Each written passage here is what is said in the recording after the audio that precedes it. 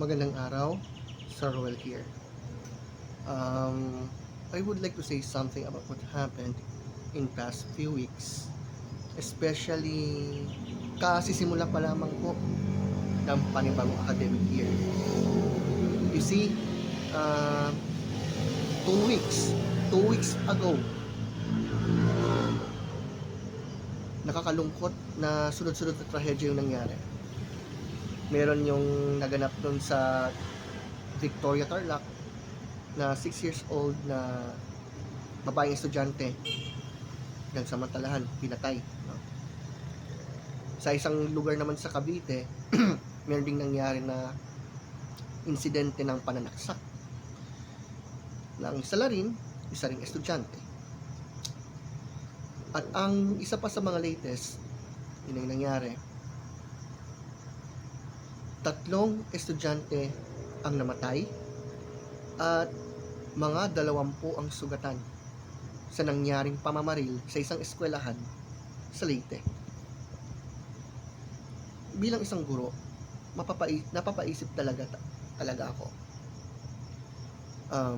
Lalo na't naalala ko yung remarks ni Jose Rizal na ang kabataan daw pag-asa ng bayan. Pero ano na bang nangyayari? Ano ba talagang nangyayari ngayon sa ating mga kabataan ngayon? Malamang sasabihin natin na yung sistema raw ng edukasyon ng problema. Yun daw yung sinasabi.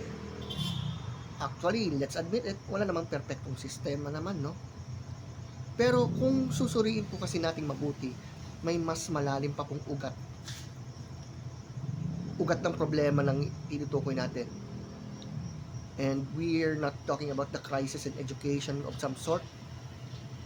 At saka hindi lang po ito tungkol sa crisis in discipline. Although importante talaga dapat may disiplina ang mga kabataan, no?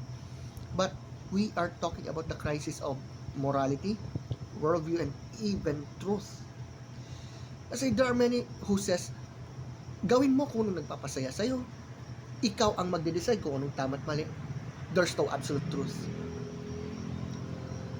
But think about it. Kung walang objective truth, or let me say, kung walang objective moral truth, then bakit natin sasabihin mali ang pagpatay? Bakit mali ang pananamantala? Bakit mali ang pananakit ng kapwa? Kung opinion lamang pala ang tama at mali, then wala tayong matibay na batayan para kondenahin ang mga gawain ito. Subalit, whether we like it or not, alam nating lahat na mali ang mga ito. Bakit? Kasi nga may tunay na moral law. At kung may tunay na moral law, kailangan may moral lawgiver. Ang Diyos ang pinagmumulan ng tunay na tama. Siya yung standard. Kumbaga, ang Diyos ang siyang objective moral lawgiver, so to speak. Now, pag inalis natin ang Diyos sa sentro ng buhay natin, hindi nawawala ang pananampalataya ng tao. Yun lang, may ipinapalit lamang itong ibang bagay bilang sentro. Maaring sarili, yung damdamin, popularity, popular opinion, social media, or even mobile games, or even influence of the world. At kapag ang sarili ang naging hari,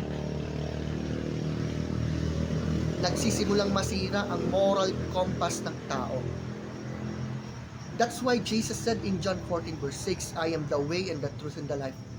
No man comes to the Father except through me.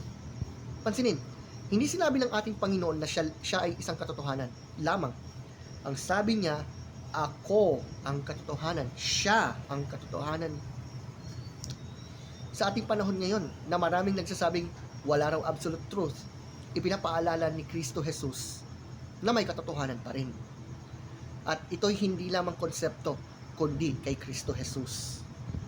You see, as a teacher who taught students for years, let's be honest, no? Ang dami ko pong nakita sa loob ng maraming taon, iba't ibang uri ng pag-uugali ng mga mag-aaral. Bagamat makikita natin na talagang may mga mabuting mag-aaral, meron ding mga mag-aaral talaga. May mga nang-aaway, nambubuli. Meron pa nga na umaabot sa punto na talagang hindi nila iginagalang yung mga guro nila. Ano pat, yung iba nga, itutulak pa nga nila yung kapwa nila estudyante patungo sa teacher. O kaya naman, aabangan sa daan or whatever. Actually, hindi lamang mga estudyante naging biktima, kundi maging teacher din. Or whatever. Na kahit yung pagpapayo ng mga magulang sa mga anak nila na ganun, na nakakalungkot lang talaga, no? Pero napansin ko rin, na pag ang isang kabataan ay tunay na nakakilala kay Kristo Jesus, may pagbabago sa puso. Hindi man perpekto, hindi agad-agad, subalit may pagbabago. Kasi ang problema ng tao ay hindi lamang kakulangan sa impormasyon. Sa totoo lang, maraming mga kriminal ang alam na mali ang kanilang ginawa o ginagawa. Nasa puso ang problema. Nasa puso talaga ang problema.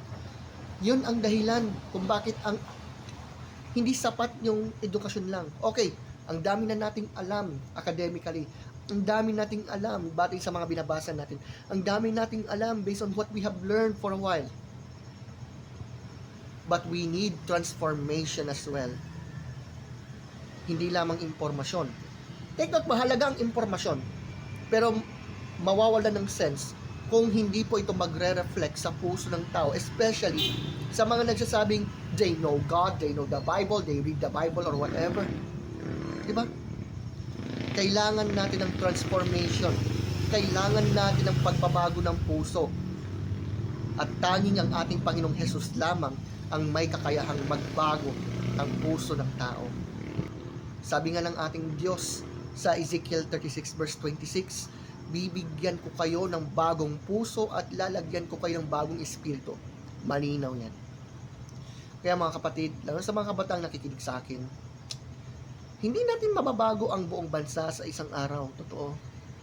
Subalit, maaari po nating simulang baguhin ang isang silid-aralan, isang mag-aaral, isang pamilya, isang buhay sa bawat pagkakataon. At sa lahat po na nandito, hindi lamang tayo nagtuturo ng asignatura. Tayo rin po ang tagahubog ng character. And as Christian, meron po tayong chance na ituro sa mga kabataan ang katotohanan ito. Hindi lamang ang academic knowledge only, kundi ang kahalagahan ng katotohanan at pananagutan, respeto, pagmamahal at takot sa Diyos. You see, my friends, at the end of the day, ang pinakamalaking pangangailangan ng ating mga paaralan ay hindi lamang mga mahigpit na patakaran lang. Although mahalaga naman yun, no? Subalit ang pinakamalaking pangangailangan ng ating mga kabataan ay ang makilala si Kristo. Sapagkat pag si Kristo ang sentro ng puso, nagkakaroon ng direksyon ng isip. Pag siya ang sentro ng buhay, nagkakaroon ng batayan ng morality. At pag siya ang sentro ng education, nagkakaroon ng pag-asa ang kinabukasan. Kaya mga kapatid, sa mga nakikinig po sa akin ngayon, naway magsilbing paalala ang mga trahedyang ito na hindi natin maaaring ihiwalay ang katotohanan ng Diyos sa paghubog ng susunod na henerasyon. Sapagkat kapag nawala ang katotohanan, nasisira ang kinabukasan. Real talk po yan. Subalit kung si Jesus ang naging sentro ng buhay natin, may pag-asa para sa bawat kabataan, sa bawat paaralan, at sa bawat bansa.